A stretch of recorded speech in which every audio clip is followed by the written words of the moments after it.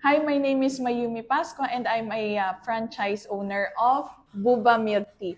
And first thing na nakita ko sa Buba is that masarap yung mga milk tea nila. Then, actually, first time ko siya nakita sa Facebook. Then, inintroduce siya sa akin ng mother ko kasi gusto rin niya magtayo ng business.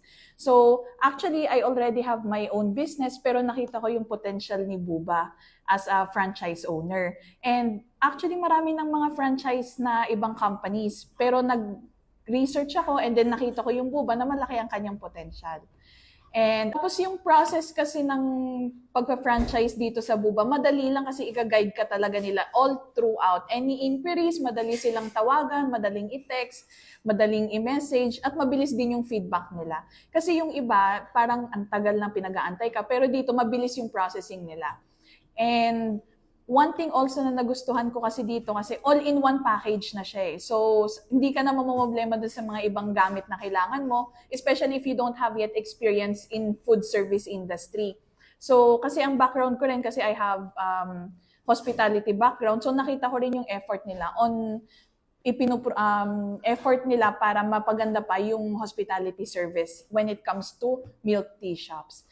And aside from that, siguro ang isa rin nakapagpa-convince sa akin na kunin yung boba is yung Taigo. Yan, di ba? Advertise yan.